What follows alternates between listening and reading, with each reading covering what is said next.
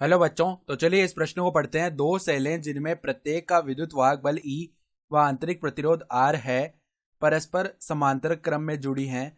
यदि हम इस संयोग से एक बाह्य प्रतिरोध R में धारा लें, तो R के किस मान के लिए इसमें अधिकतम विद्युत शक्ति प्राप्त होगी, वह शक्ति कितनी होगी। ठीक है, तो हमें बताना है कि R के किस मान के लिए हमें अधिकतम विद्युत शक्ति प्राप्त होगी और उस विद्युत शक्ति का मान क्या आएगा वो भी हमें बताना है। तो प्रश्न में आगे बढ़ने से पहले इस प्रश्न से संबंधित जो मुख्य उदाहरण है उसकी हम चर्चा कर लेते हैं। तो देखो, यदि यदि दो E1 व E2 विद्युत वाहक बल व R1 तथा R2 आंतरिक प्रतिरोध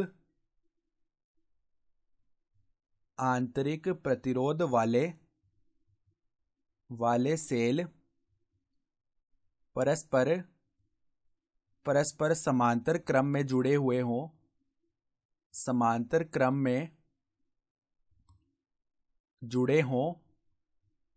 तो हमारे पास में देखो, जो तुल्य विद्युत वाहक बल यानी E इक्विवेलेंट है वो किसके बराबर आएगा, E1 R2 प्लस में E2 R1 बट्टा में क्या आता है R1 प्लस R2। और जो हमारे पास में तुल्य आंतरिक प्रतिरोध है यानी R इक्विवेलेंट, वो क्या आएगा R1 R2 बट्टा में R1 प्लस में R2। ठीक है, तो ये तो हम जानते हैं। उसके साथ साथ देखो हमारे पास विद्युत शक्ति जो P है वो किसके बराबर आती है, I स्क्वायर R। यानी अगर हम बाह्य प्रतिरोध में विद्युत शक्ति निकाल रहे हैं तो उसका सूत्र ये आता है।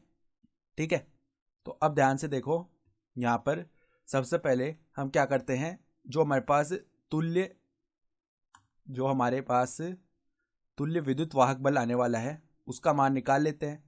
तो हमारे पास देखो, दोनों जो विद्युत वाहक बल है दोनों सेलों के लिए वो बराबर ही हैं, E और E हैं, और इनके आंतरिक प्रतिरोध भी बराबर हैं। तो देखो यहाँ पर क्या आ जाएगा, ER प्लस में ER और बट्टा में R प्लस R यानी कि 2R आ जाएगा। तो ये बन गया 2ER बट्टा में 2R, तो 2R से 2R विभाजित हुआ तो E बन गया हमारे पास तुल्य जो विद्युत वाहक बल आ रहा है। सही है, उसके अलावा जो हमारे पास तुल्य आंतरिक प्रतिरोध है वो क्या आएगा, R गुणा R यानी R का स्क्वायर हो गया बट्टा में R प्लस R यानी कि 2R। तो ये कितना बन गया, R बट्टे 2 बन गया ना। सही है, तो अब हमारे पास, अब अगर हम धारा निकालना चाहें तो ओम के नियम से धारा I जो है वो किसके बराबर आएगी, जो हमारे पास तुल्य विद्युत वाहक बल है वो कितना आ रहा है, E बट्टा में तुल्य जो प्रतिरोध है। तो देखो, आंतरिक तुल्य प्रतिरोध तो R बट्टा 2 हो गया। अब इसके श्रेणी क्रम में एक बाह्य प्रतिरोध R भी तो जुड़ा हुआ है, तो इसको भी जोड़ना पड़ेगा, यानी R बट्टा 2 प्लस में क्या आ जाएगा, R आ जाएगा, इतनी हो जाएगी धारा। तो देखो यहाँ पे लहसा लेने पर 2E बन गया और यहाँ पर R प्लस में 2R ये मान आ जाएगा। तो अब हम अगर वैद्युत शक्ति P निकालेंगे तो वो क्या आएगी, देखो I स्क्वायर R।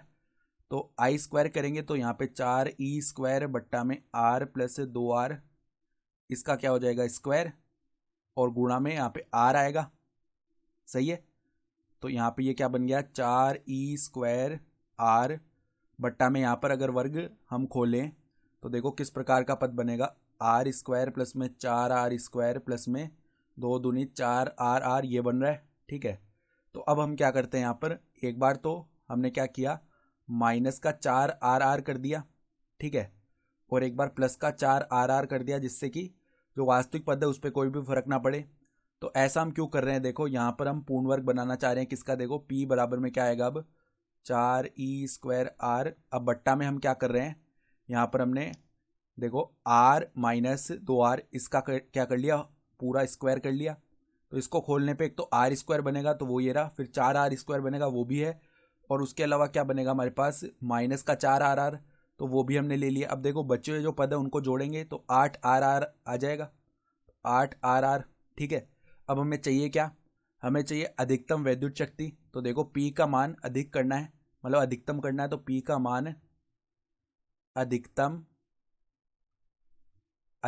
होने पर, P का मान अधिकतम होने पर, ठीक है, तो यहाँ से देखो ये तो पूरी हमारी मुख्य अवधारणा थी, हमने जो मुख्य हल है हमारा वो यहाँ से शुरू किया है। ठीक है, तो अब P का मान हम अधिकतम कर रहे हैं, तो उसके लिए देखो जब P का मान अधिकतम होगा ना तो हमारे पास जो दायां पक्ष है उसका ये जो हर है ये न्यूनतम हो जाएगा। पी का मान अधिकतम होने पर दाएं पक्ष के हर का मान, दाएं पक्ष के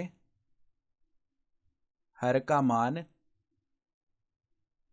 न्यूनतम हो जाएगा, न्यूनतम हो जाएगा। ठीक है, तो अब देखो यहां पर r माइनस 2r का स्क्वायर ये सदैव धनात्मक रहता है और इसका न्यूनतम मान क्या आ जाएगा, 0 आ जाएगा। तो r माइनस 2r स्क्वायर इसका न्यूनतम मान लिया ना हमने हर का, तो ये 0 हो जाएगा। तो यहां से r बराबर में क्या आ जाएगा, 2r आ जाएगा। यानी जो बाह्य प्रतिरोध r है उसका मान क्या हो जाएगा, r/2। तो ये हमारे पास आवश्यक प्रतिबंध आ गया है। ठीक है, यानी जब बाह्य प्रतिरोध बड़े r का मान r/2 यानी आंतरिक प्रतिरोध का मतलब हमारे पास आधा हो जाएगा, तो ये क्या हो जाएगा, हमारे पास जो विद्युत शक्ति है वो अधिकतम प्राप्त होगी। अब जो अधिकतम विद्युत शक्ति आ रही है उसका मान भी निकाल लेते हैं। तो पी मैक्स का मान यानी अधिकतम जो विद्युत शक्ति है वो क्या आएगी, देखना। अब यहाँ पे मान रख देते हैं सूत्र में 4e²r।